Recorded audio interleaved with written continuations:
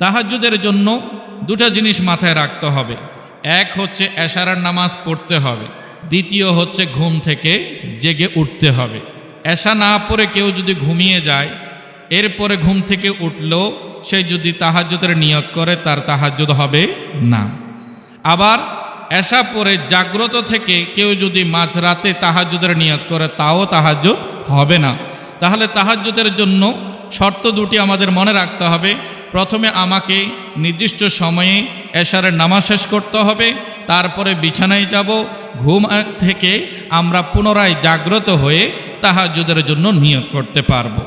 তাহাজ্জুদের নামাজের ফজিলত কি, বরকত কি, কখন পড়তে হয়, সেটার রাকাত সংখ্যা কি এবং সেটার ভিত্তি বা বিধান কি ইসলামী শরীয়তে, প্রশ্ন আসে, আমরা উত্তর জানব। নবী করিম সাল্লাল্লাহু আলাইহি ওয়াসাল্লামের ওপরে 6 ওয়াক্ত নামাজ ফরজ ছিল, তন্মধ্যে 1 ওয়াক্ত হচ্ছে তাহাজ্জুদের নামাজ। পবিত্র কোরআনে সূরা বনী ইসরাঈলের 79 নম্বর আয়াতে পাক আল্লাহ স্পষ্ট করেছেন, বিসমিল্লাহির রহমানির রহিম, ওয়া মিনাল লাইলি ফাতাহাজ্জাদ বিহি নাফিলাতাল লাক। হাবিব, রাতের বেলা আপনার জন্য তাহাজ্জুদের নামাজকে আমি অতিরিক্ত হিসেবে নির্ধারণ করেছি। নবীর জন্য ফরজ আর উম্মতের জন্য সুন্নাত কিংবা নফল, দুভাবেই মত আছে। তাহাজ্জুদ হলো এশারের পর ঘুমিয়ে পুনরায় উঠে যে নফল আদায় করা হয়, সেই নামাজকে তাহাজ্জুদের নামাজ বলা হয়। দেখুন, তাহাজ্জুদের হুকুম ছিল নবী করিম সাল্লাল্লাহু আলাইহি ওয়াসাল্লামের জন্য ফরজ আর উম্মতের জন্য সুন্নাহ কিংবা মুস্তাহাব। আমরা কিতাবের মধ্যে দেখতে পাচ্ছি, আল হেদায়ার মধ্যে আছে কিয়ামুল লাইলি সুন্নাতুন মুআক্কাদাতুন, এবং রদ্দুল মুহতারের মধ্যে ফতোয়া শামির মধ্যে আছে ওয়া তাহাজ্জুদু সুন্নাতুন মুআক্কাদাতুন। বলা হচ্ছে তাহাজ্জুদের নামাজ হচ্ছে সুন্নাতে মুআক্কাদা। আমার প্যারা রাসূল নিয়মিত এই সুন্নাত আদায় করতেন, কখনো মিস করতেন না। একটু বড় করে বলুন সুবহানাল্লাহ। তাই আমরাও যেন এই তাহাজ্জুদের নামাজ আদায় করি।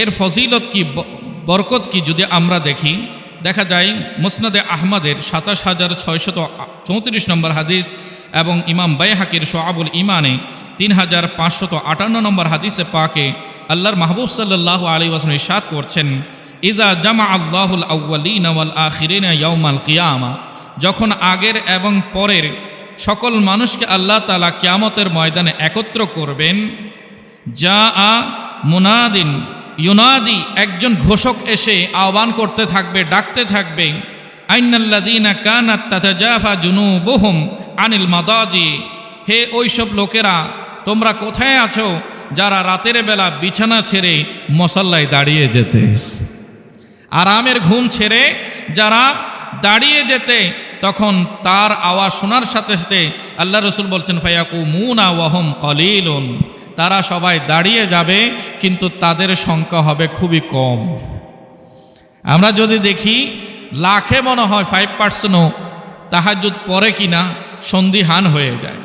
কারণ আমরা যখন সারাদিনের ক্লান্তি অনুভব করে বিছানায় চলে যাই, তখন আমাদের চোখ খুলতে হয়তো আমরা অ্যালার্ম দিয়ে রাখি ফজরের ওয়াক্তে, এর আগে উঠার জন্য আমাদের তেমন প্রস্তুতি থাকে না।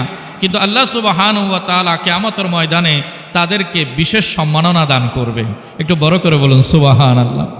ডাকা হবে, দাঁড়িয়ে যাও। তো এই সুযোগটা যেন আমরা রমজানুল মুবারকে পেয়ে যাই। রমজানুল মুবারকে সুযোগ আছে কি না? আমরা ঘুম থেকে সাহরি গ্রহণ করার জন্য উঠছি, ওই সময়ে তাজা অজু করব, মুসাল্লা বিছিয়ে রবের দরবারে সাজদা দেওয়ার জন্য রাজি হয়ে যাব। আমাদের পরিবারকেও আমরা রাজি করাবো, ইনশাআল্লাহ তাবারক ওয়া তাআলা আমরা সেই মর্তবা, সেই মর্যাদা অর্জন করতে পারবো। সবাই বলি সুবহানাল্লাহ। রাসূল করিম সাল্লাল্লাহু আলাইহি ওয়াসাল্লাম নিয়মিত 8 রাকাত তাহাজ্জুদের নামাজ আদায় করতেন। উলামায়ে কেরাম বলেছেন, তাহাজ্জুদের নামাজ সর্বনিম্ন হচ্ছে 2 রাকাত। ওয়াকাল্লু তাহাজ্জুদি রাকাআতান, ফতোয়া আলমগীরের মধ্যে স্পষ্ট করা হয়েছে তাহাজ্জুদের সর্বনিম্ন কয় রাকাত? 2 রাকাত, আর সর্বোচ্চ 8 রাকাত, সর্বোচ্চ 8 রাকাত। কেউ কেউ 12 রাকাতের মতো দিয়েছেন, কিন্তু সুন্নাহ হচ্ছে আল্লাহর হাবিব সাল্লাল্লাহু আলাইহি ওয়াসাল্লাম নিয়মিত আদায় করতেন 8 রাকাত। একটু বড় করে বলি সুবহানাল্লাহ। তাহাজ্জুদের জন্য দুটা জিনিস মাথায় রাখতে হবে। এক হচ্ছে এশারার নামাজ পড়তে হবে, দ্বিতীয় হচ্ছে ঘুম থেকে জেগে উঠতে হবে।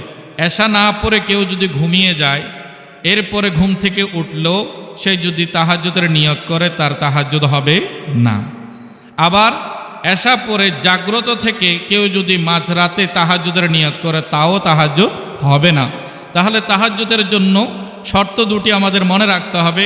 প্রথমে আমাকে নির্দিষ্ট সময়ে এশারের নামাজ শেষ করতে হবে, তারপরে বিছানায় যাব, ঘুম থেকে আমরা পুনরায় জাগ্রত হয়ে তাহাজ্জুদের জন্য নিয়ত করতে পারবো।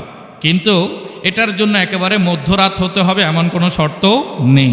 কেউ যদি ঠিক সময়ে জামাতের সাথে 8টা 30 নামাজ আদায় করে নেন, এরপরে তিনি কিছু আহার গ্রহণ করে শুয়ে যান, এরপর রাত 10:30টায় বা 10টার দিকে বা 11টার দিকে তিনি যদি আবার জাগ্রত হয়ে যান, তখনও যদি তিনি তাহাজ্জুদের নিয়তে মুসাল্লায় দাঁড়িয়ে যান, ওনার নামাজ তাহাজ্জুদের নামাজ হয়ে যাবে। যেহেতু ওনার মধ্যে শরীয়ত মোতাবেক দুটি শর্তই পাওয়া গেছে, একটি হচ্ছে এশাও আদায় করেছেন, আর অপরটি হচ্ছে তিনি ঘুম ছেড়ে আবার বিছানা ত্যাগ করে নতুন তাজা ওযু করে মুসাল্লায় দাঁড়িয়েছেন। তাই এটার জন্য দীর্ঘ রাত পর্যন্ত অপেক্ষা করতে হবে এমন কোনো শর্ত নাই। আল্লাহ তাআলা মাহে রমজান মুবারকে আমাদের আপনাদের সবাইকে তাহাজ্জুদের ফজিলত অর্জন করার তৌফিক দান করুক, আমিন।